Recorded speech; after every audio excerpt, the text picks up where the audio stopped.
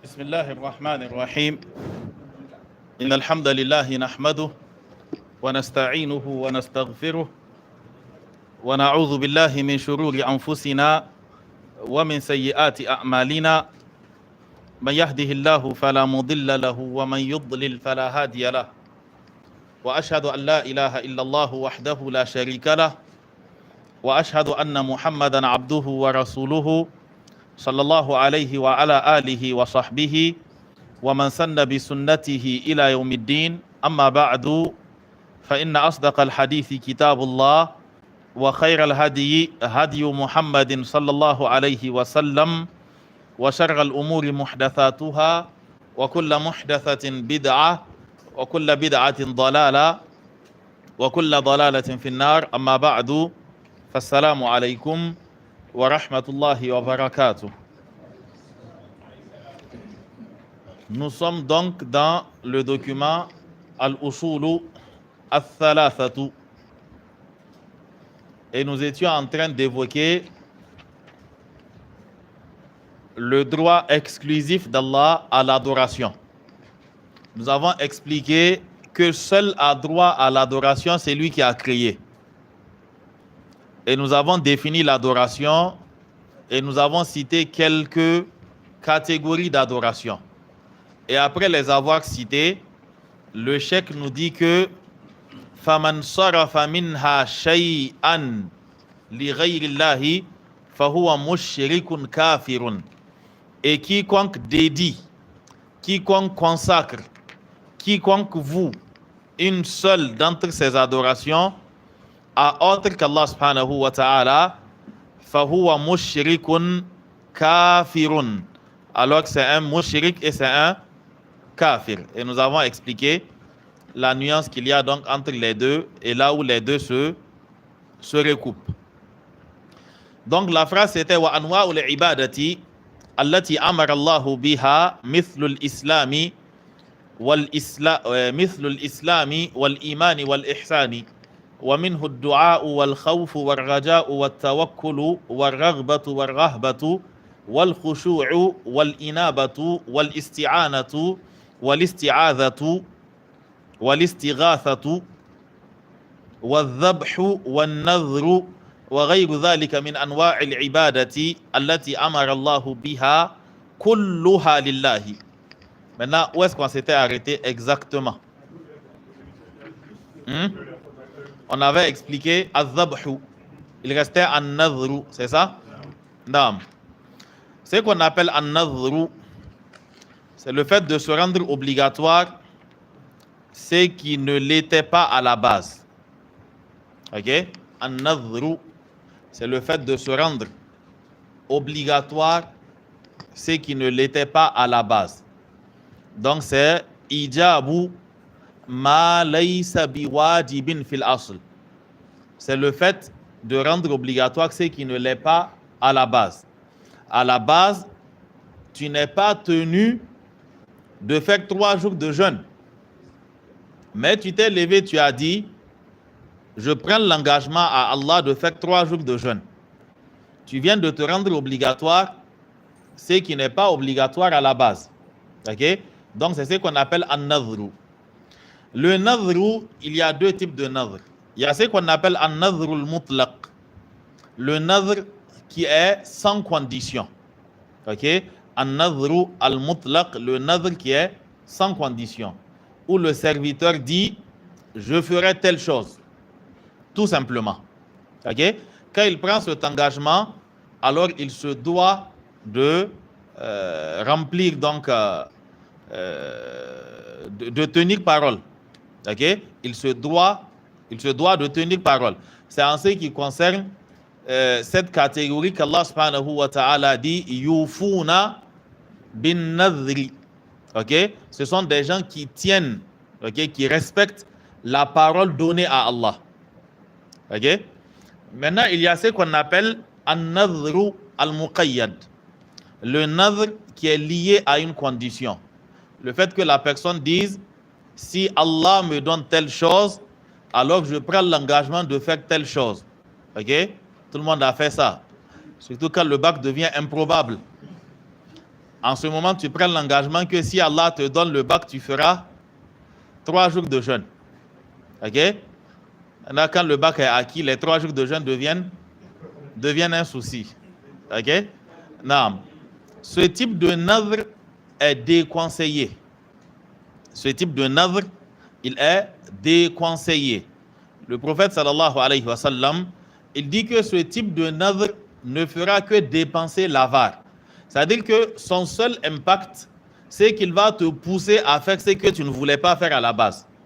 Ok? À la base, tu ne voulais pas faire l'aumône. Donc tu dis, si Allah fait telle chose, je ferai l'aumône. Donc le seul impact, c'est que si la chose se réalise, alors tu devras faire l'aumône. Donc le nadr qui est muqayyad, il est détesté. Mais si tu prends l'engagement et que la chose se réalise, alors tu es obligé de le faire. Parce que l'adoration, à la base, tu fais ça pour qui? Tu fais ça? Non, tu voues ça à Allah, mais tu fais ça dans l'intérêt de qui? Dans ton propre intérêt. Maintenant, donc, si ça devient, Allah, si tu me donnes, je fais. Si tu ne me donnes pas, c'est ce que ça implique.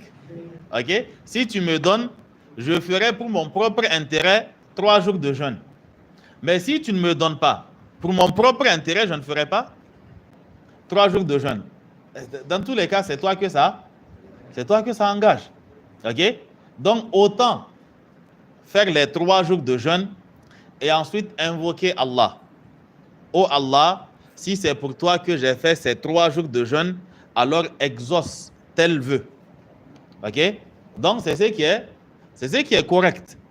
Mais pas que tu dis, si tu me donnes, je donne, si tu ne me donnes pas, je ne donne pas. Ok? Donc, ce nadr, il est déconseillé comme certains savants l'ont expliqué, tel que Ibn al-Qayyim. Ok? Il a détaillé ce point-là. Non. Pourquoi an-nadhru a été cité parmi les adorations? Est-ce qu'il y a des gens qui dédient cela à autre qu'Allah? C'est parce que réellement ça existe. Ok? Il y a des gens qui font le nadhru au niveau des tombes. Ils font le nadhru au niveau des tombes. Ils prennent l'engagement à Allah. Oh Allah, si ils prennent l'engagement au chèque, je voulais dire, si tu fais que j'ai un enfant, alors je ferai telle offrande sur ta tombe. Ok? Si jamais tu m'accordes telle chose, alors je ferai telle chose en contrepartie. Il y a bien des gens qui font ça. Il y a un Égyptien qui s'était converti, c'est-à-dire qui est revenu sur le tawhid. Il a écrit un document qu'il a appelé Kuntu Quburiyan. J'étais un adorateur de tombes. Okay? Et ça, c'est une chose qui est assez courante dans le monde musulman, quoi. Des tombes qui existent dans les pays musulmans qui se font adorer. Okay? Dans certains pays, ces tombes-là se comptent par dizaines. Dans d'autres pays, c'est par centaines. Okay? Quand vous partez dans des Najaf, Karbala, c'est-à-dire des pays tels que l'Irak, l'Iran, ou bien en Égypte, ou bien en Syrie et autres, ce sont des choses qu'on retrouve. Bon, cela ne signifie pas que nous aussi on n'en a pas. Nous aussi on en a. Okay? Si vous partez à Saï, il y en a. Si vous partez à Kyoto, il y en a. Et si vous rentrez aussi au sud du pays aussi, il y a des tombes. Okay? Donc ils font ces nadrs-là. Notamment quand la femme n'arrive pas à enfanter. Alors qu'elle a invoqué Allah plusieurs fois. Donc, on lui indique souvent la tombe d'un cheikh qui est expert dans ce domaine-là. C'est-à-dire que quand tu n'arrives pas à avoir d'enfant, il faut aller sur sa tombe, tu auras un enfant. Donc, la femme part là-bas et elle fait des offrandes. Et maintenant, elle prend un engagement. Ok? Il y a Ahmad Badawi. Si jamais tu m'accordes, c'est le nom du prétendu cheikh dans une région de Tanta qui est en Égypte. Vous voyez, devant certains noms, on met At-Tantawi, tel que Ali At-Tantawi et autres. Donc, c'est dans cette localité-là. Donc, elle prend l'engagement. Si tu m'accordes un enfant d'ici l'année prochaine, alors je prends l'engagement de faire le pèlerinage pour aller vers ta tombe l'année prochaine. Ok? Donc, ce sont des choses qui existent réellement. Et même nous, dans nos localités, ça existe. Ok? Vous partez au niveau de certaines tombes, vous trouvez des billets et des pièces qui sont lancées souvent par ceux qui visitent ces lieux-là. Tu lances la pièce, tu fais ton vœu. Donc, ça, c'est du shirk. Le nadhru, c'est pour Allah subhanahu wa ta'ala seulement qu'on le fait. Ok? Donc, c'était la dernière adoration qu'il a citée. Il dit wa ghayru dhalika min anwa'il ibadati. Il dit et autre que cela d'entre les catégories d'adoration allati amara Allahu biha, qu'Allah a ordonné. Donc en dehors de ce qu'il vient de citer, il y a d'autres catégories d'adoration qu'Allah a adorées. Il dit kulluha lillahi. Kulluha. Toutes ces adorations lillahi appartiennent à Allah subhanahu wa ta'ala sans exception. Personne n'a droit à l'adoration, quelle que soit sa grandeur. Quelle que soit sa grandeur. Si tu l'as adoré, tu t'appelles mushrik, sans exception. Qu'il s'agisse d'un ange ou qu'il s'agisse d'un prophète, si tu l'as adoré, tu es un mushrik. Ok? Tu es un mécréant, pour parler clairement, terre à terre, quoi. Si tu l'as adoré, tu es un mécréant. Il n'y a aucune différence entre toi et Abu Lahab. Sauf que Abu Lahab, il sait qu'il est mécréant et il l'a cautionné. Mais le problème, c'est que toi, tu te crois en plein dans l'islam alors que tu es sorti il y a longtemps de cela. Donc, le shirk fait partie des péchés sur lesquels il n'y a pas de demi-mesure. Tu commets le shirk, tu associes quelque chose à Allah subhanahu wa ta'ala, qui que tu sois. Et quelle que soit la grandeur de la personne à qui tu as donné une portion de l'adoration d'Allah subhanahu wa ta'ala, tu es sorti de l'islam. Et le shirk fait partie des péchés. C'est-à-dire qu'il y a deux péchés.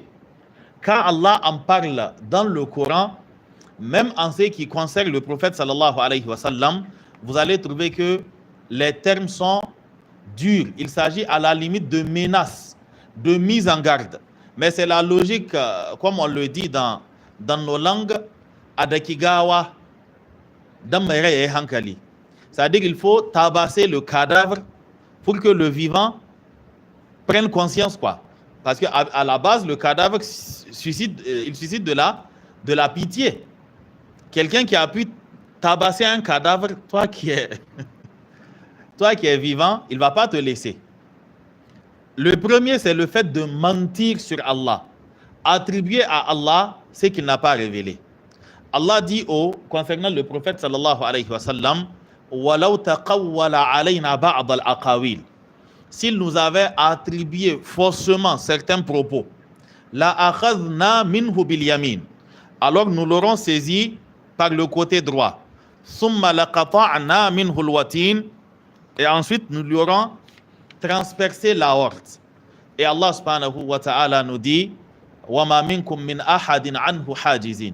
Et il n'y a personne d'entre vous pour le protéger. Allah il parle du prophète sallallahu alayhi wa sallam. Donc ça, c'est le danger de mentir sur Allah. Le deuxième péché, c'est le fait d'associer quelque chose à Allah subhanahu wa ta'ala.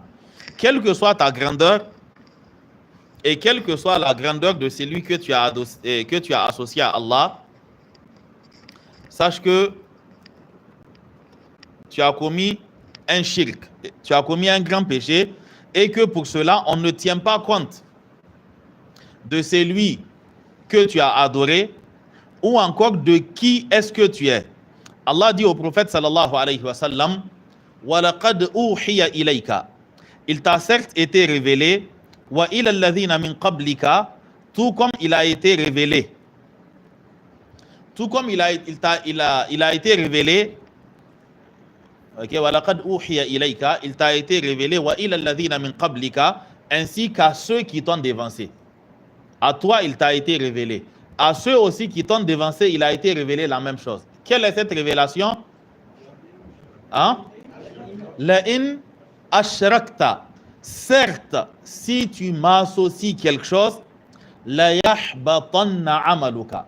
Alors tes actions deviendront vaines. Wa la takunanna min al-khasirin. Et tu seras certes du nombre des perdants.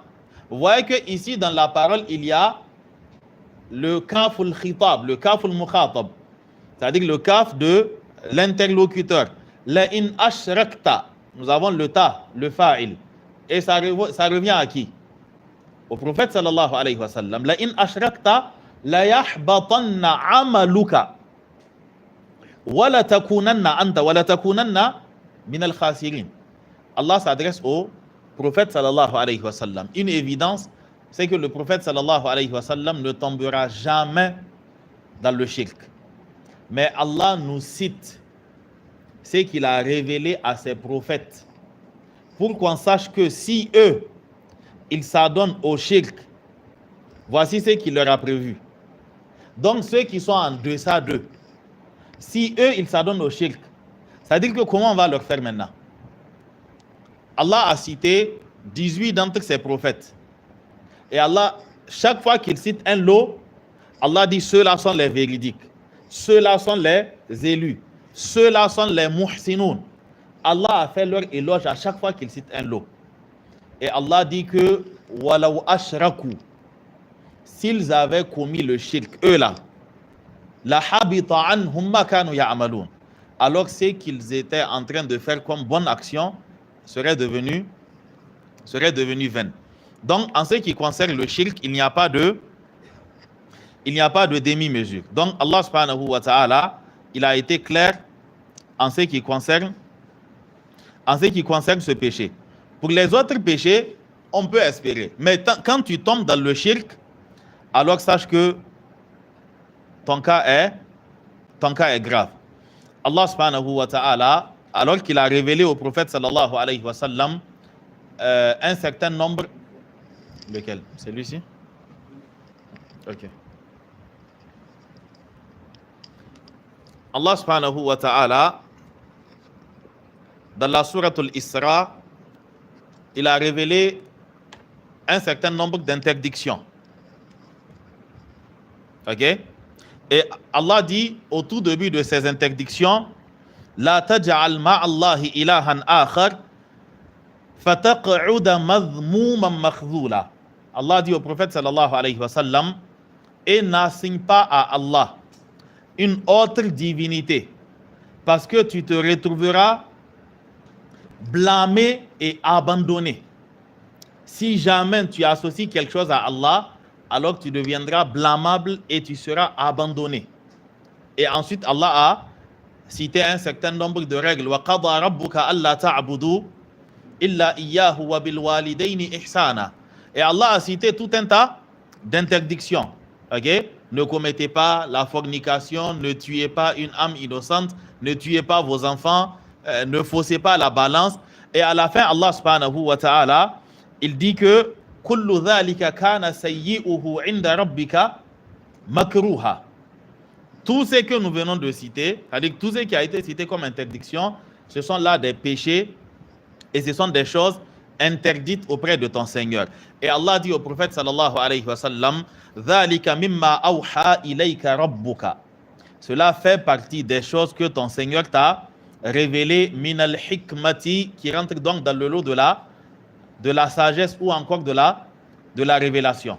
Les interdictions ont été entamées par quoi? La taj'al ma'allahi ilahan akhar fataq'uda madhmouman makhdhula. N'associe rien à Allah parce que tu te retrouveras blâmé et abandonné. Et après avoir cité toutes ces interdictions, Allah clôt encore ces interdictions en disant au prophète sallallahu alayhi wa sallam, wala taj'al ma'allahi ilahan akhar. Et n'assigne pas à Allah une autre divinité, fatulqa fi jahannam, parce que tu seras jeté en enfer. On s'adresse à qui? Au prophète sallallahu alayhi wa sallam. N'associe rien à Allah, sinon fatulqa fi jahannam. Sinon tu seras jeté en enfer et tu te retrouveras malouman madhoura, tu te retrouveras blâmé et humilié. Allah s'adresse au prophète sallallahu alayhi wa sallam. Il ne s'agit pas de rabaisser le prophète sallallahu alayhi wa sallam. Dans le Coran, Allah nous a montré la grandeur du prophète. Le seul prophète qu'on n'interpelle jamais par son nom.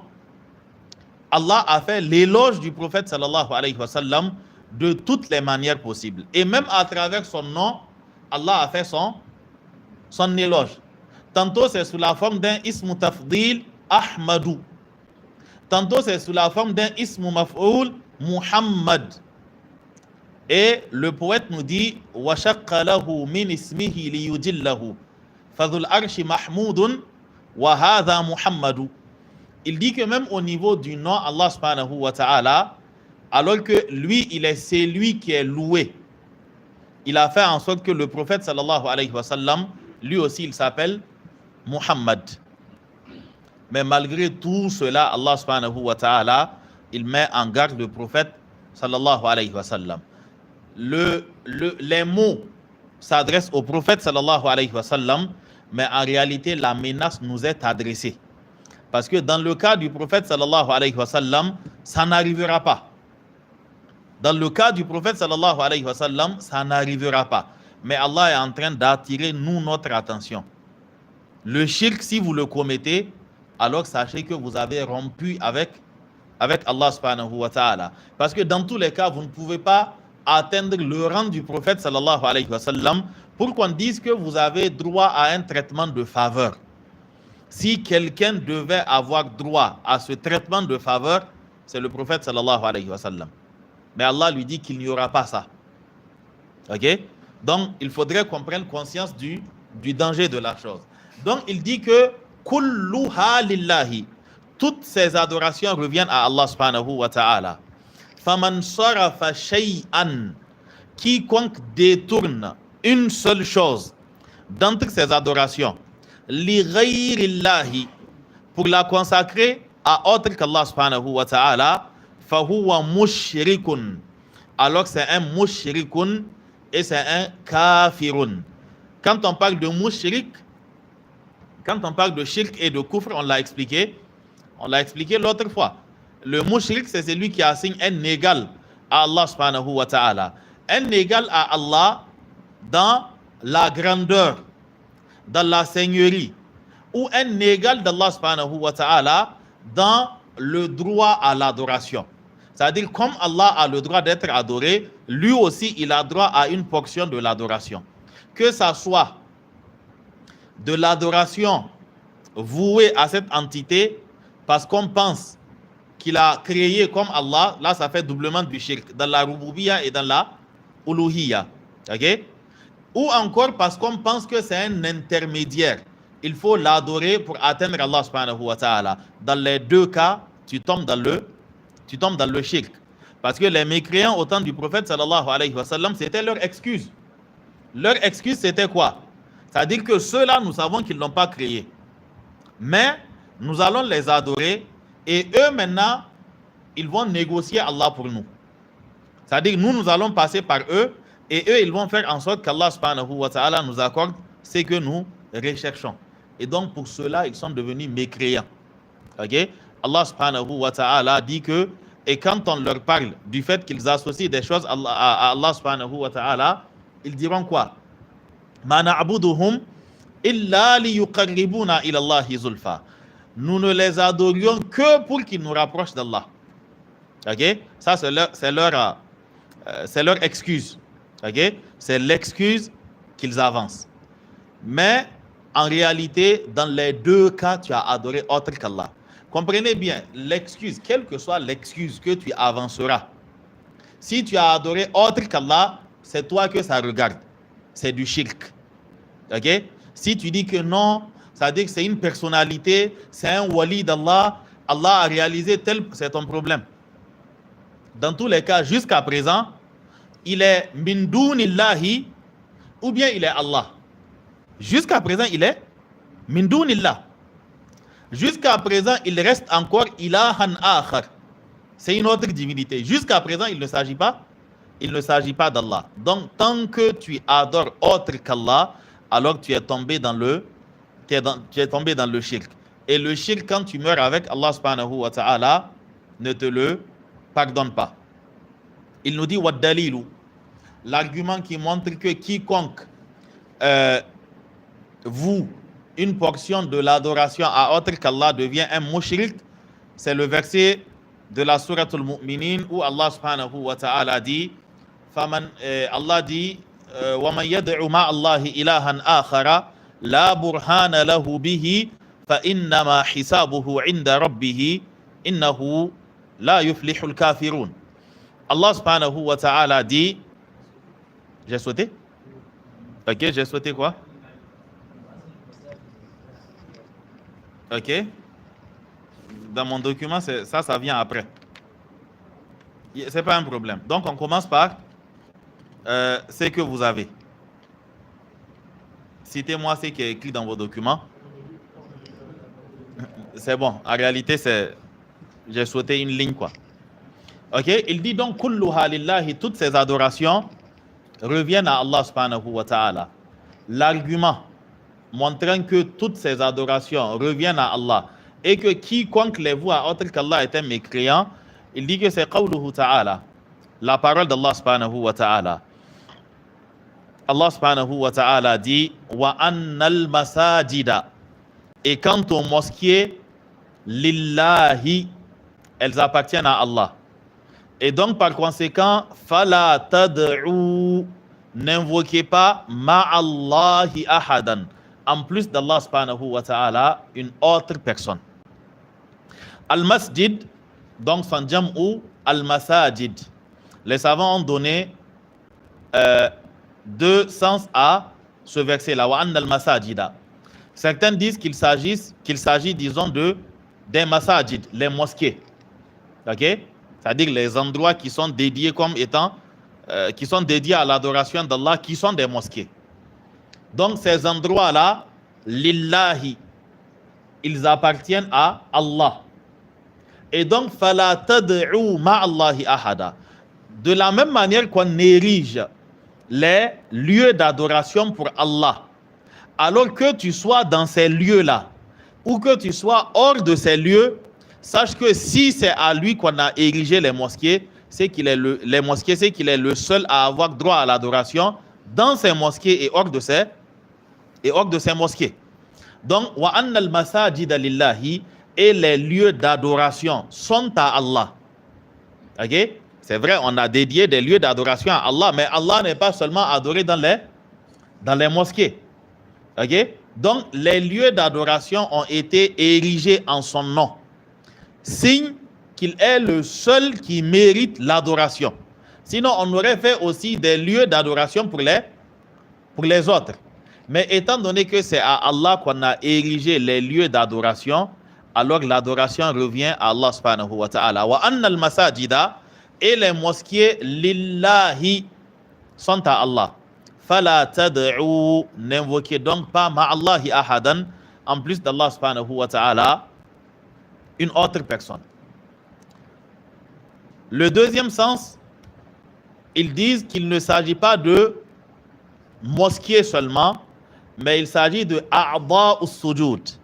Il s'agit des membres de la prosternation. Les membres de la prosternation, c'est-à-dire que la figure la plus manifeste, la plus éloquente de l'adoration, c'est-à-dire la manifestation la plus éloquente de l'adoration, c'est le fait de se prosterner. Ok? Et donc, nous avons ce qu'on appelle a'da us-sujud, les membres de la prosternation qui sont au nombre de 7. Ok? Les deux mains, les deux pieds, donc les bouts, les orteils des deux pieds, les deux genoux, ça fait combien? Ça fait 6. Et le prophète sallallahu alayhi wa sallam, il dit, et le front. Il dit le front en indiquant le nez. Et dans un autre hadith, il explique cela en disant que c'est lui dont le nez ne touche pas, c'est que le front touche. C'est-à-dire que le front est à terre, le nez ne touche pas, n'est pas à terre.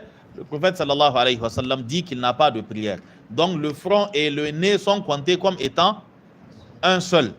Il faudrait que les deux touchent. Donc, il dit le front en désignant le nez. Ce n'est pas une erreur. Tout le monde sait où se trouve son front et tout le monde sait où se trouve son nez. Ok? Et dans l'autre hadith, il dit que c'est lui dont le front, dont le nez ne touche pas, c'est que le front touche, la personne n'a pas de prière. Ok? Donc, le sens du verset pour ces savants, c'est que Al-Masajid désigne ici les membres de l'adoration.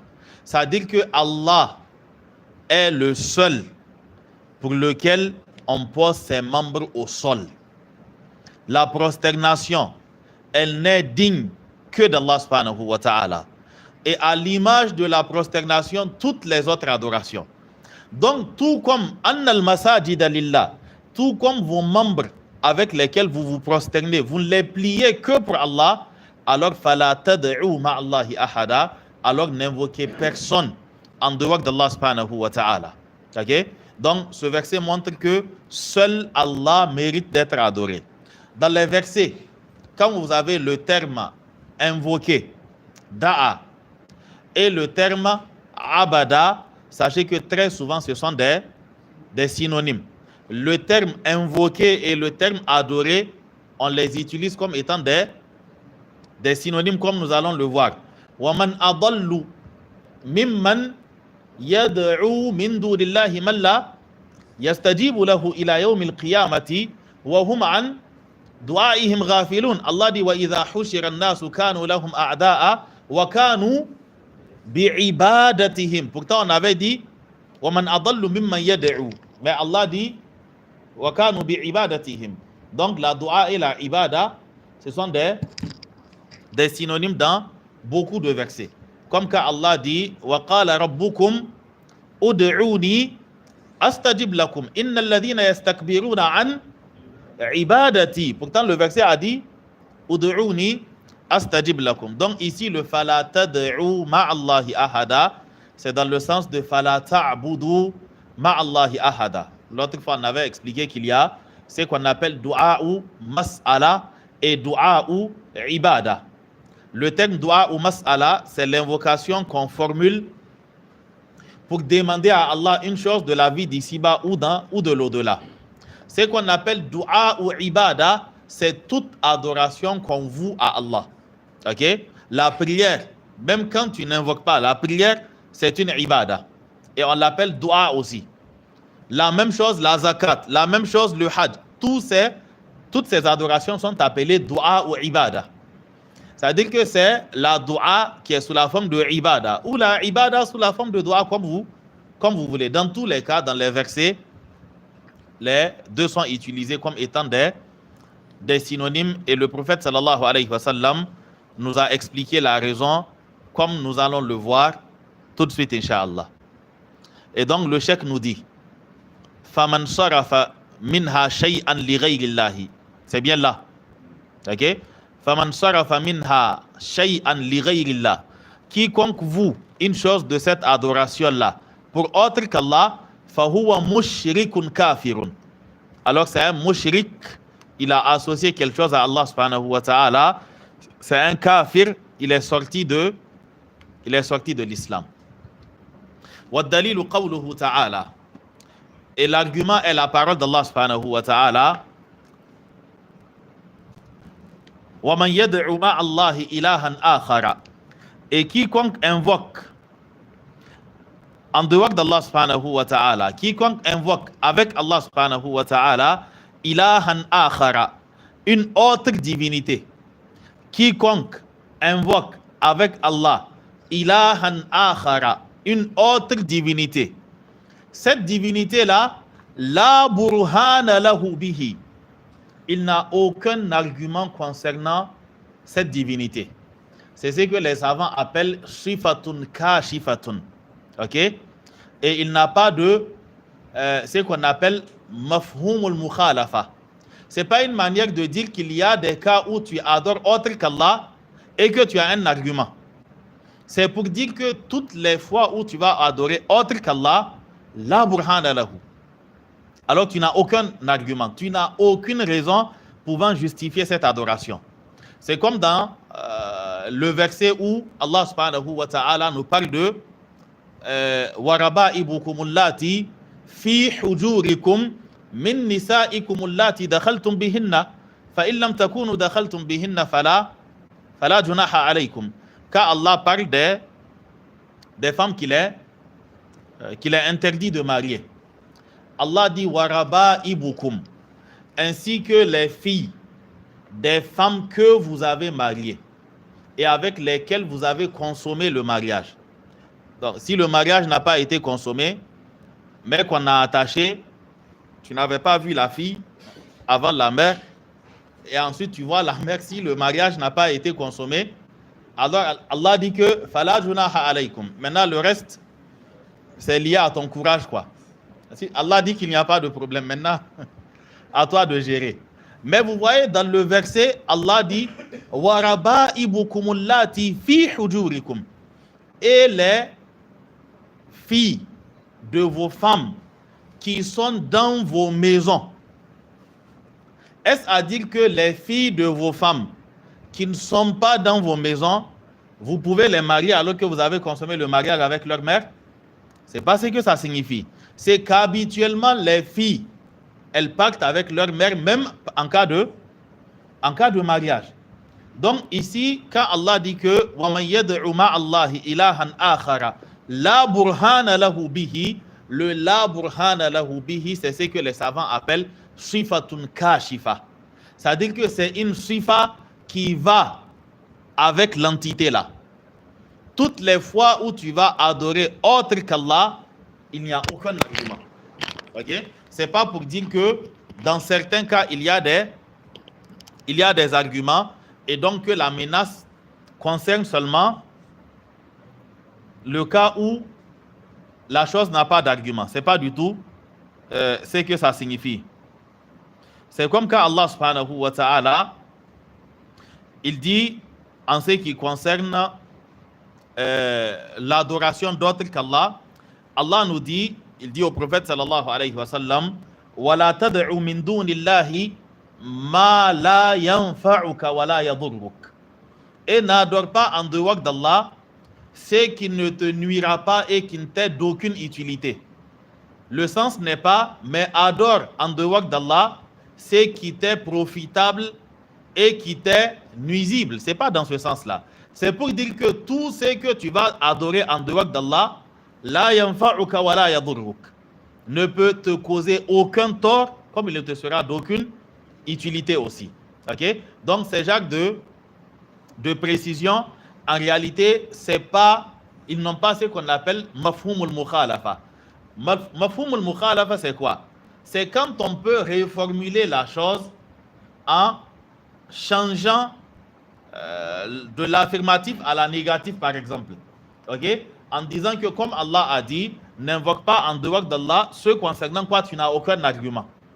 Donc, mafhumul mukhalafa, c'est quoi? Adore en dehors d'Allah ce pourquoi tu as un argument. Donc, ici, c'est pas un cas où ça tient parce que la sifa en question, elle est citée. Ok? La sifa en question, elle est citée juste pour être un na'at. Ok? Pour l'entité citée. C'est-à-dire que c'est une caractéristique qui suivra toute entité invoquée en dehors d'Allah subhanahu wa ta'ala. Tout ce qu'on invoque en dehors d'Allah subhanahu wa ta'ala, la burhana lahu bihi. Alors on n'a pas d'argument en ce qui le concerne. Donc Allah dit وَمَنْ يَدْعُ مَعَ اللَّهِ إِلَهًا آخَرَ, et quiconque invoque en dehors d'Allah subhanahu wa ta'ala une divinité, ok, la burhana lahu bihi, concernant laquelle il n'a aucun argument, et quelle que soit la divinité, il n'aura aucun argument pour l'adorer, alors cette personne-là, فَإِنَّمَا حِسَابُهُ عِنْدَ رَبِّهِ, alors son compte ne sera qu'au niveau de son Seigneur. Et Allah dit que, ne pense pas que quand on dit que son compte ne sera auprès de son Seigneur, qu'il a deux options, quoi. Avant même qu'on ne soit devant Allah, Allah nous informe que innahu la yuflihul kafirun. Ok? Et certes, le mécréant ne récolte pas le succès. Ok? Al istimrar, parce que c'est un mudari'u qui a été utilisé. Innahu la yuflihul kafirun. C'est-à-dire qu'en aucun cas, le mécréant ne récolte le succès. Qui est appelé mécréant ici? Alladhi yad'u ma'allahi ilahan akhar. Quiconque invoque en dehors d'Allah une autre divinité, une divinité concernant laquelle il ne saurait y avoir d'argument, alors cette personne, son compte revient à son Seigneur. Et certes, en tant que mécréant, il ne récoltera jamais le succès. Cela nous montre que quiconque invoque autre qu'Allah est un mécréant. Wa fil hadithi, et dans le hadith rapporté du prophète sallallahu alayhi wa sallam, il a été dit ad-du'a'u mukhul ibada. OK? Ad-du'a'u mukhul ibada. L'invocation est la moelle de l'adoration. OK? Ad-du'a'u mukhul ibada. C'est la moelle de l'adoration.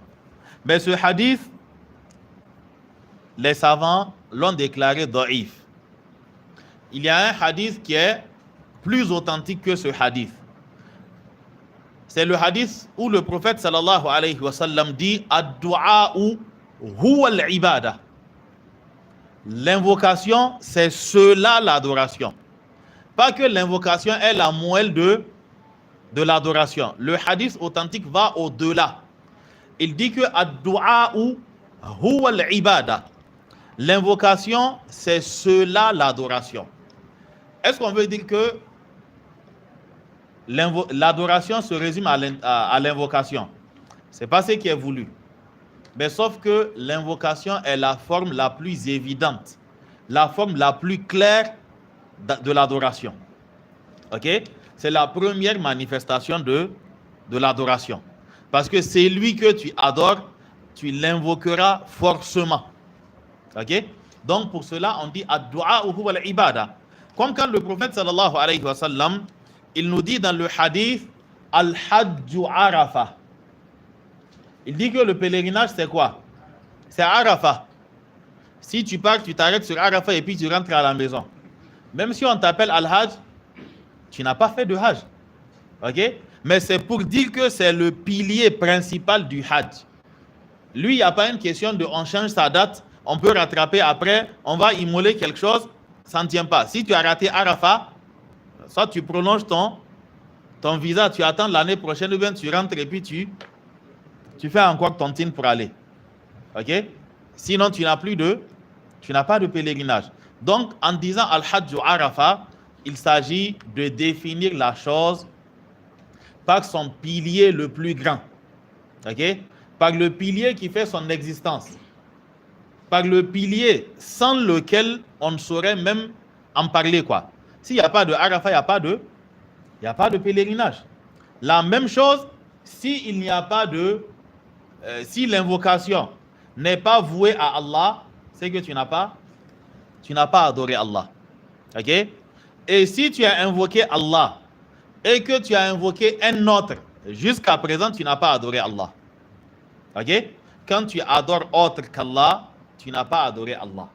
Parce que Allah, il dit dans un hadith qudsi, Ana aghna shuraka'i ani shirk. Je suis l'associé qui se passe du shirk.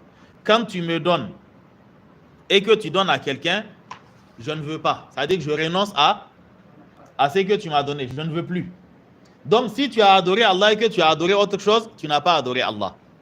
Et c'est pour cela qu'Allah dit au prophète sallallahu alayhi wa sallam, Qul, dis-leur, Ya ayyuhal kafirun. Ô vous les mécréants, n'oubliez pas, ils invoquaient Allah et ils invoquaient autre qu'Allah. Et Allah dit au prophète sallallahu alayhi wa sallam, dis-leur, La a'budu ma ta'budun. Je n'adore pas ce que vous adorez. Wala antum abiduna ma a'budu. Vous non plus, vous n'adorez pas ce que j'adore. Parce que ce que j'adore, on ne dit l'avoir adoré que quand on l'adore seul. OK? L'invocation, tant que ce n'est pas Allah seul, l'adoration, tant que ce n'est pas Allah seul que tu l'as voué, tu n'as pas adoré Allah. OK? Que tu passes toutes tes nuits en prière, que tu passes toutes tes journées à jeûner, que tu fasses les plus grandes adorations, tu prends toute ta fortune, tu donnes cela en aumône, Si tu as associé quelque chose à Allah subhanahu wa ta'ala, tu t'appelles mécréant. Et فَإِنَّ اللَّهَ لَيْسَ بَيْنَهُ وَبَيْنَ أَحَدٍ نَسَبٌ. فَإِنَّ اللَّهَ لَيْسَ بَيْنَهُ وَبَيْنَ أَحَدٍ نَسَبٌ. Il n'y a pas de familiarité entre quelqu'un et Allah. C'est-à-dire qu'il n'y a pas une question de il va comprendre que j'ai fait beaucoup et puis si tu as fait ça, si tu l'as, c'est-à-dire que si tu prends pour Allah, tu donnes à autre, Allah n'en veut pas. C'est-à-dire qu'il n'y a pas quelque chose que tu pourras faire à Allah de plus injuste que ça. Allah dit tout ce que tu vas faire, je peux laisser passer. Mais ça veut dire que c'est sans appel quoi. Si jamais tu te présentes devant Allah avec une montagne de bonnes actions, ok, et que tu te présentes à lui alors que tu lui associes quelque chose, il n'y a aucun espoir. Aucun. Ça veut dire qu'il n'y a pas appel, il n'y a pas de circonstances atténuantes, il n'y a rien. Tu adores Allah, tu fais le pèlerinage, tu fais tout ce que tu veux, mais tu pars t'asseoir devant un charlatan, il te dit d'immoler telle chose. Tu vas, tu immoles. Il te précise de ne pas dire la basmala. Il te fait comprendre clairement que Iné, il ne te dit pas qui est né, mais il te dit que Iné, il me winga, il sait telle chose. Ok? C'est ce qu'on appelle Rijalul Ghaib. Ok? Il te dit qu'ils ont dit qu'ils veulent que tu leur immoles telle chose. Si tu as immolé, tu es devenu mécréant. La'an Allahu man dhabaha li ghayrillah. Allah veut que cela soit à lui seul. Ok? Comme quand Allah dit fasalli li rabbika. Prie pour ton Seigneur. Wanhar li rabbika. Prie pour ton Seigneur. Tout comme tu ne vas prier que pour Allah, wanhar, immole aussi seulement pour Allah subhanahu wa ta'ala. Donc, en ce qui concerne le shirk, il n'y a pas de négociation.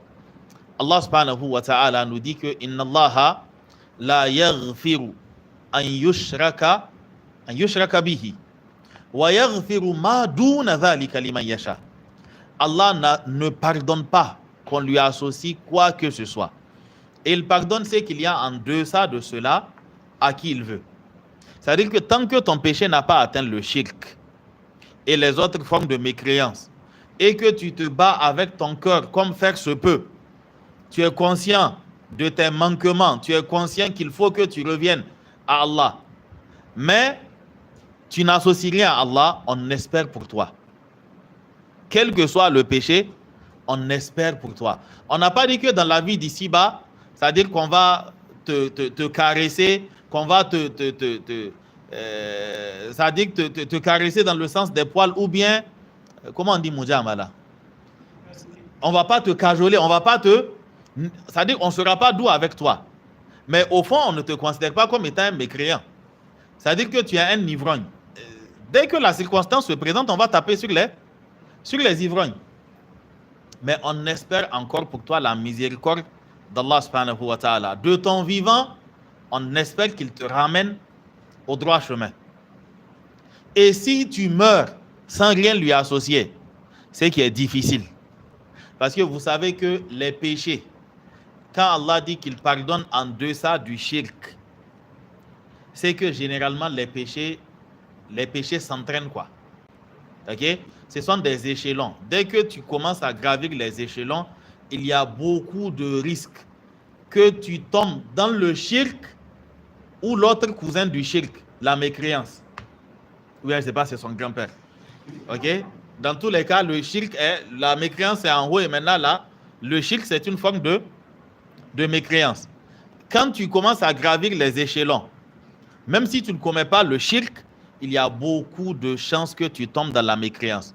Vous avez des ivrognes, vous avez de ces alcooliques là, surtout les vieux fonctionnaires là. Ok? Beaucoup d'entre eux, boire est devenu pour eux, voilà, ce sont des apéritifs quoi. Ils en prennent à chaque occasion. Et vous allez voir que généralement, en plus de picoler, ils ont aussi ce dédain de la religion. Ils ont aussi cette remise en cause des lois d'Allah. Ok? Ils remettent en cause la législation, ils remettent même en cause Allah. Ok? Donc, très souvent, quand on dit qu'Allah pardonne en deçà de cela, il faut comprendre que ce qui est en deçà de cela risque de te conduire au shirk ou encore à la mécréance. Ok? Il ne faudrait pas négliger cet aspect-là. Parce que, tel que les choses sont, les péchés, généralement, c'est-à-dire, ce sont des identités des mécréants. Le fait de boire de l'alcool, c'est indigne d'un musulman, cela revient aux mécréants. Quand tu bois comme eux, tu risques d'adopter les mêmes concepts qu'eux. Et l'alcool, c'est Ummul Khaba'ith. Si tu as pu boire, c'est que tu es susceptible de tomber dans tous les autres péchés. La même chose aussi pour ce qui concerne la fornication ou l'adultère. Satan, il a cette stratégie-là qui consiste à te pousser toi-même, c'est-à-dire à signer ton sort, quoi. C'est-à-dire qu'il te pousse à commettre des péchés et il te pousse au désespoir. Il te dit que mais toi-même, quand tu regardes, c'est-à-dire comment tu peux aller au paradis. C'est-à-dire comment tu peux revenir en arrière, effacer tout, redevenir droit et puis aller au paradis. Bon, à un moment, tu te dis que c'est déjà trop tard, quoi. Ok? C'est-à-dire que c'est déjà trop tard. Donc, on continue. Ça, c'est l'un des pièges de Satan. Donc, il revient à celui qui s'adonne au péché, même quand le péché est grand, de se laisser une porte par laquelle Allah subhanahu wa ta'ala va le pardonner. C'est-à-dire que quel que soit ton péché, ne tombe jamais dans le shirk. Quel que soit ton péché, ne remets jamais en cause une loi d'Allah. Quel que soit ton péché, c'est-à-dire ne te moque jamais de la religion. Tout ce que tu vas faire, fais ça avec tes... Voilà, fais ça, critique qui tu veux, mais ne touche pas à Allah et aux gens d'Allah subhanahu wa ta'ala. Et quel que soit ton péché, accomplis la prière. Quel que soit ton péché, les parents, on ne touche pas. Quand la personne laisse ses portes là ouvertes, alors on espère pour la personne. Mais quand tu t'adonnes à l'un de ses péchés et que tu fermes tout, tu te dis que bon, quand on doit faire Aïna Doubou, quoi. Ok? C'est-à-dire quand tu fais, il ne faut pas faire de...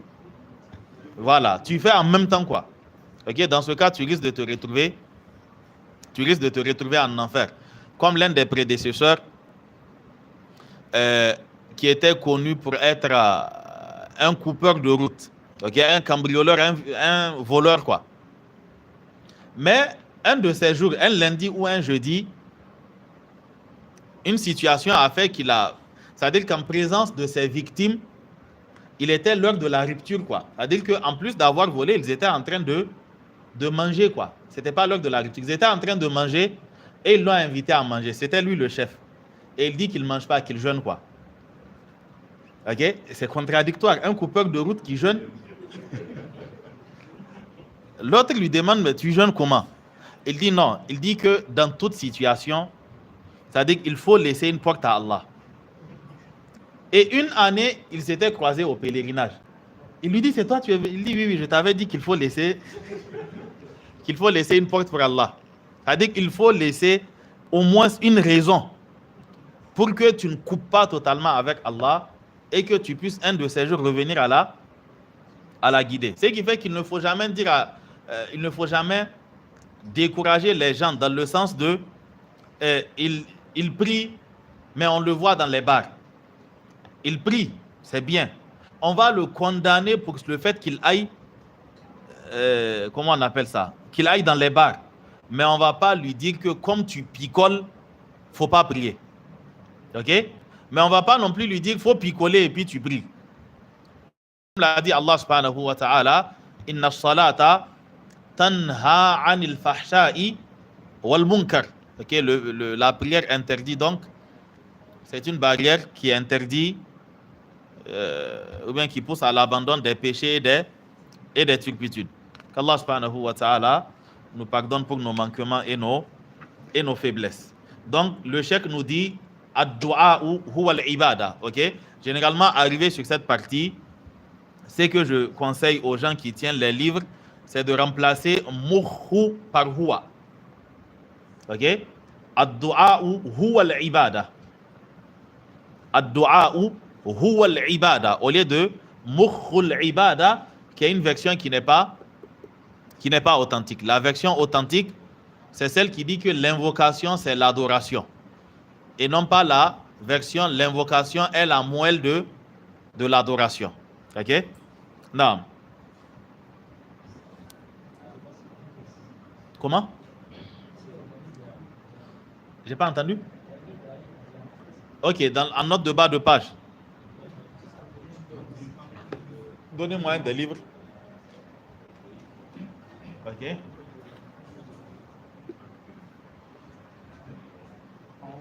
En haut. Ok. Il précise que le hadith est dans Da'if al-Jami'i, le hadith 3003. En fait, le document de base s'appelle Al-Jami' al-Saghir. Al-Jami' al-Saghir, c'est un hadith, c'est un document où les hadiths sont classés par ordre alphabétique. Ok? Un document qui rassemble des milliers de hadiths, quoi. Un document de As-Suyuti. Et donc, le Cheikh Al-Albani, ce qu'il a fait, il a pris le document, il a mis de côté les hadiths qui sont authentiques et il a mis de côté les hadiths qui ne sont pas authentiques. Les hadiths qui sont authentiques, il les a rassemblés sous l'appellation Sahihul Jami'i Saghir. Ok? Et le document où il a rassemblé les hadiths qui sont da'if, il les a appelés Da'iful Jami'i Saghir. Ok? Donc ici, quand il précise Da'iful Jami'i, c'est pour dire que c'est dans la catégorie des hadiths qui ne sont pas authentiques.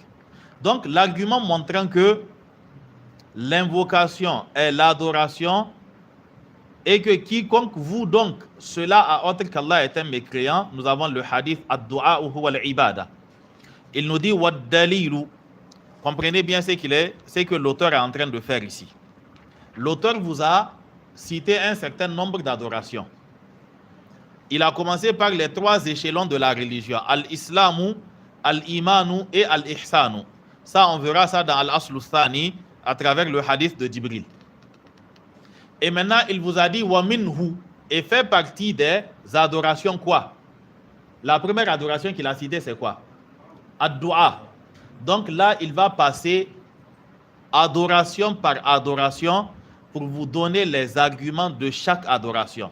Donc ici, il est en train de nous donner le dalil de l'invocation. Après, vous allez voir, il dira wa dalilul khawfi, l'argument montrant que al-khawfu est une adoration et que l'avouer à autre qu'Allah est donc du shirk, c'est tel verset. Ensuite, il nous dira wa dalilur raja'i, c'est telle chose. Wa dalilut tawakkuli, c'est telle chose. Donc, il n'a pas cité seulement ces adorations en vrac, il va nous les réciter encore, chaque adoration avec le texte montrant que c'est une adoration et donc par conséquent que l'avouer à autre qu'Allah c'est du shirk. Donc il va revenir sur chacune de ces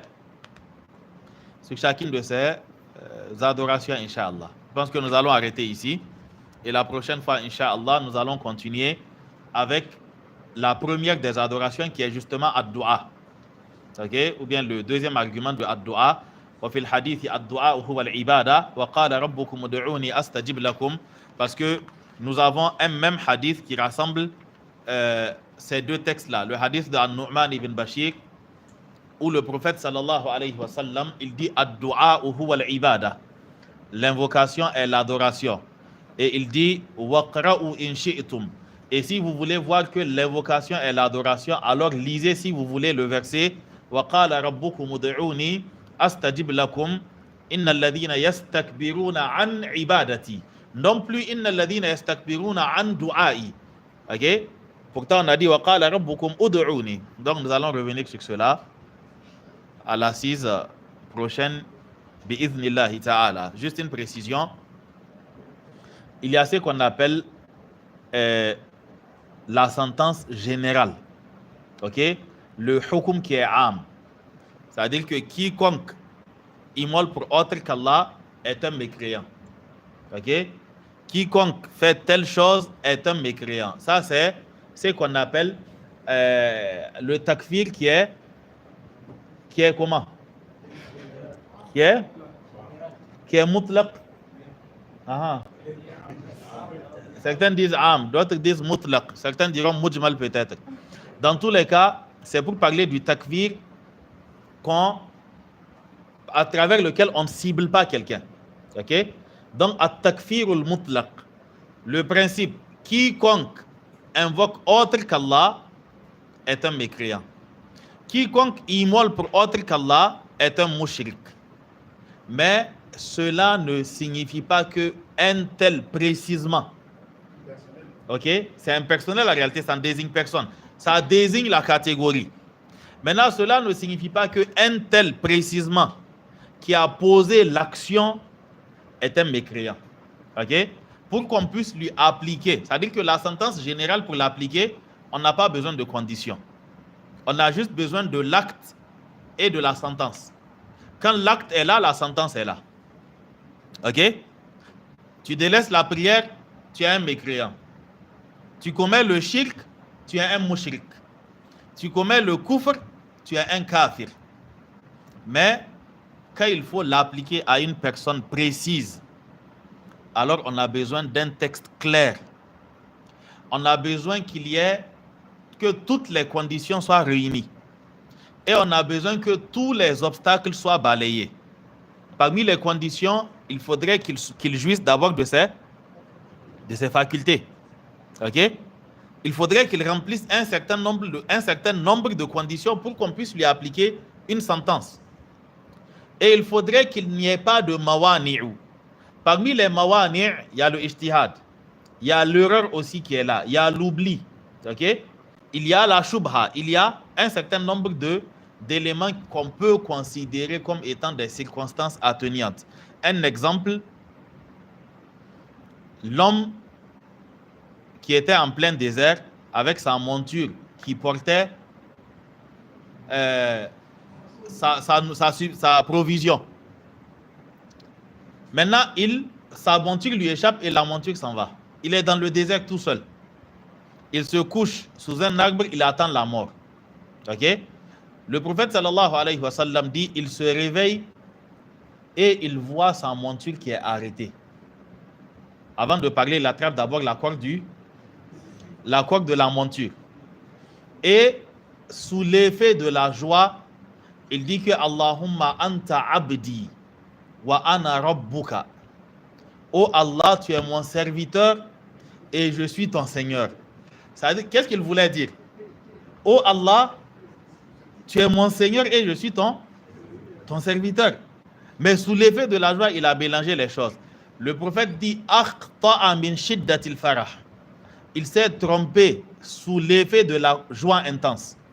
Vous voyez que sa parole, c'est une parole de mécréance. Ok? Mais il a un udhr, il a une excuse qui est là. Si toi maintenant tu te lèves parce que tu as épousé l'idéologie de Ibn Arabi ou d'un autre soufi et que tu dis que le serviteur est créateur, le créateur est serviteur, tu rentres dans le panthéisme, quoi. Tout est Allah, Allah est tout. Et si tu dis ça, tu es mécréant. Parce que toi, il n'y a pas de akhta min shiddatil farah. Ok? Ou encore le cas de l'homme. Il a commis tellement de péchés quand il a senti que la mort se rapprochait de lui, il a rassemblé ses enfants. Il dit, quand je vais mourir, ok, vous m'incinérez, vous prenez ma cendre et vous la dispersez dans l'océan. Il dit, parce que si Allah a pu m'attraper, c'est-à-dire que si Allah arrive à m'attraper, il va me châtier comme il n'a jamais châtié quelqu'un. C'est une parole de mécréance. Parce qu'il vient de remettre en cause la capacité d'Allah, ok, à le saisir dans le cas où il sera incinéré. Le prophète sallallahu alayhi wa sallam dit, après sa mort, quand ses enfants ont fait ce qu'il a demandé, Allah l'a rassemblé. Et Allah lui a redonné vie. Et Allah lui a posé la question, qu'est-ce qui t'a poussé à faire ça? Il dit à Allah, t'as peur. C'est-à-dire qu'il avait tellement peur qu'Allah l'attrape, il était à la recherche d'issue de sortie. Et l'issue qui lui était venue l'esprit en ce moment, c'est de disparaître.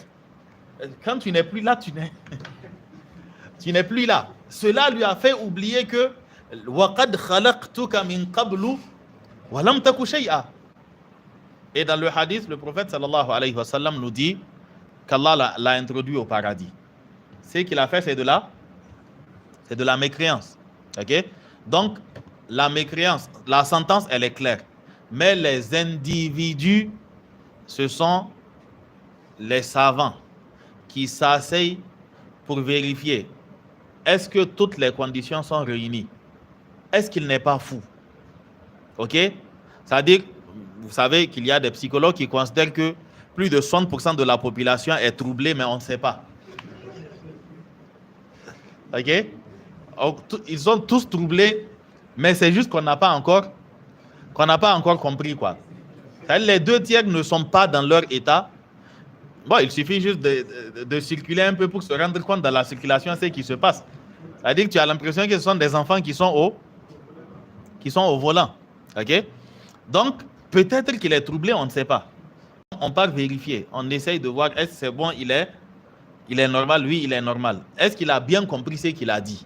Donc, on fouille toutes ces choses-là. S'il n'y a pas de shurut, donc il faudrait qu'il y ait que les shurut soient réunis et que les mawani', c'est-à-dire les obstacles, soient levés. Et en ce moment, on lui applique la sentence. Ok? Donc, le cas de l'individu est différent du cas de la généralité.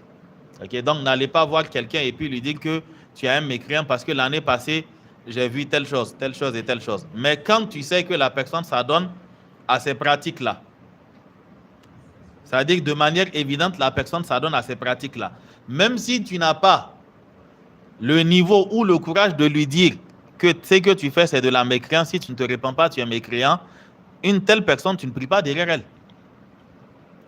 Tu ne pries pas derrière elle parce que toi, tu sais ce que tu as vu et peut-être même qu'il appelle de manière ouverte à la chose. Ok? Tu ne vas pas prier derrière une telle personne. Une personne qui traite avec les génies, tu ne vas pas prier derrière la personne. Ok?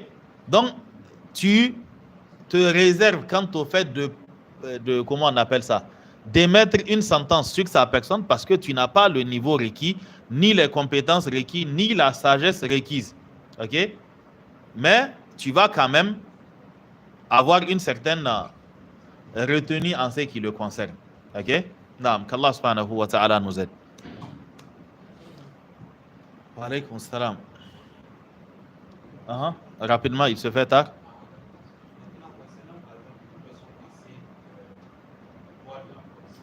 Conseil?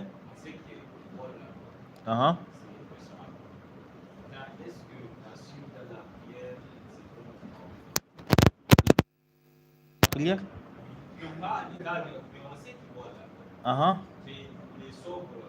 Au moment où il prie, il dirige les sobres. Non, à la base, c'est lui qu'on met devant pour diriger. C'est-à-dire qu'il est censé jouir d'une certaine intégrité morale, quoi.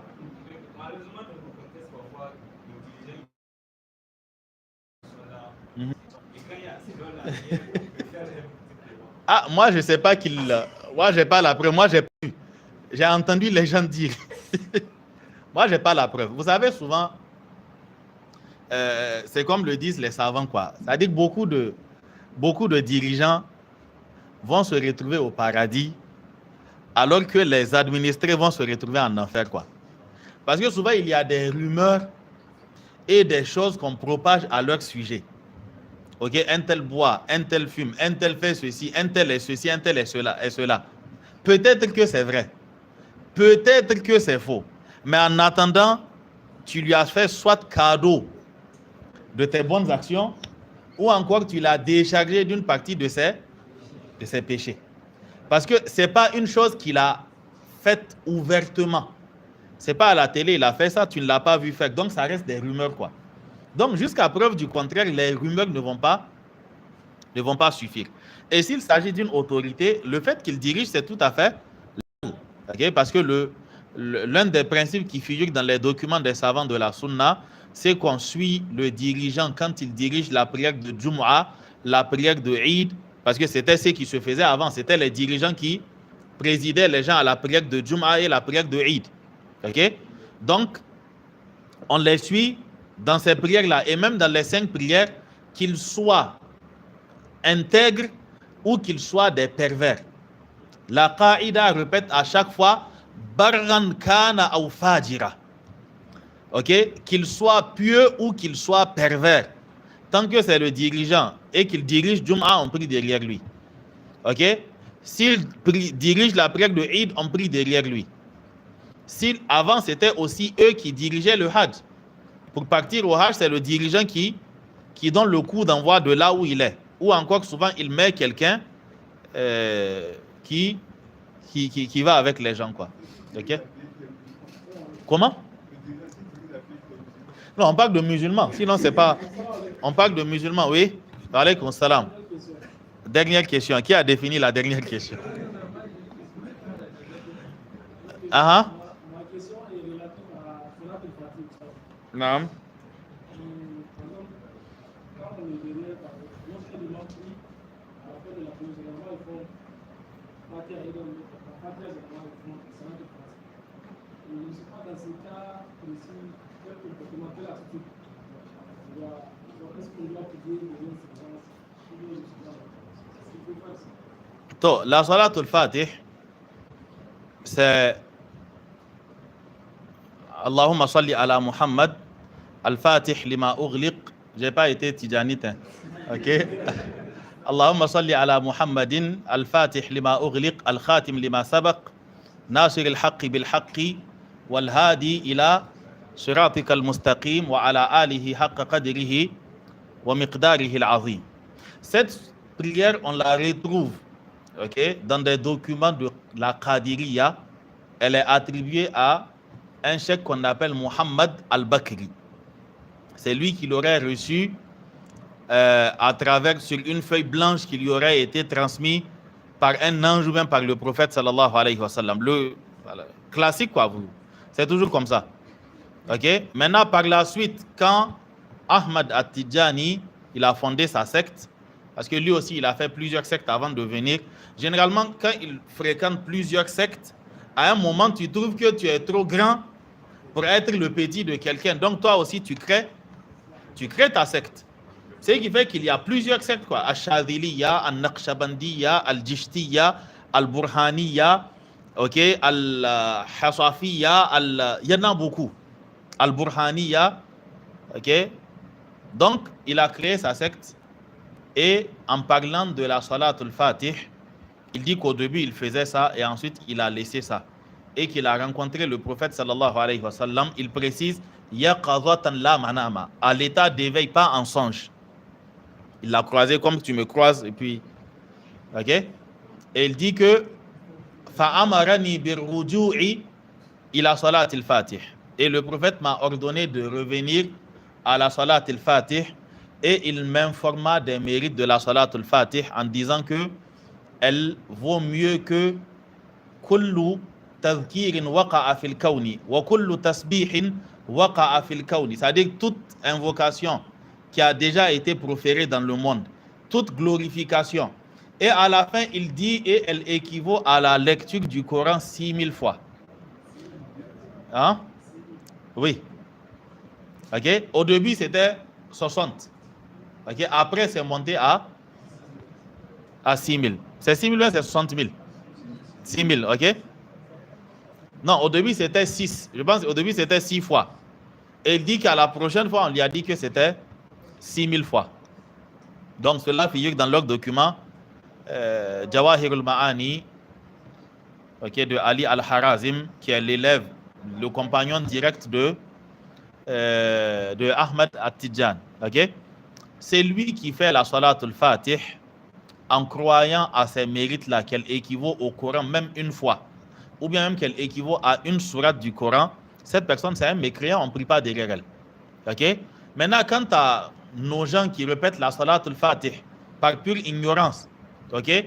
Ils la répètent comme ça, ils ne savent même pas ce que ça signifie, alors on ne dira pas, parce que certains ne savent même pas que ce sont ces genres de choses qui sont dites sur la Salat al-Fatih. Ok?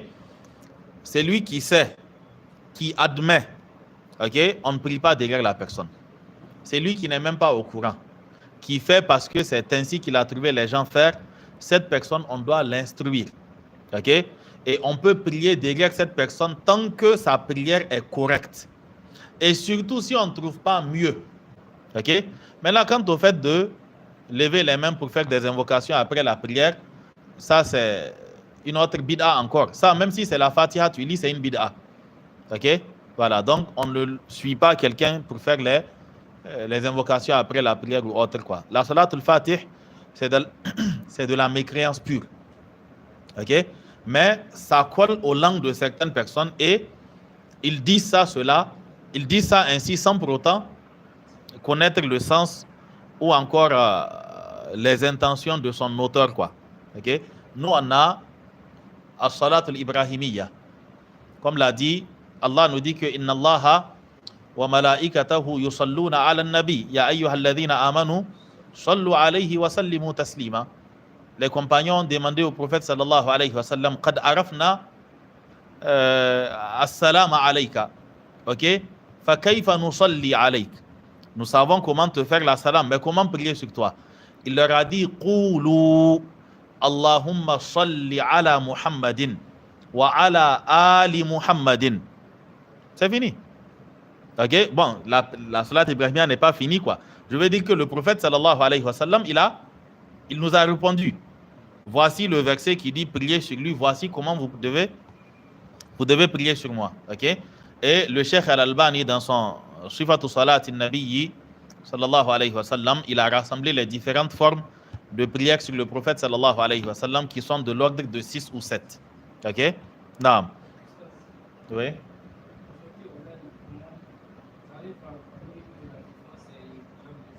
Mm-hmm.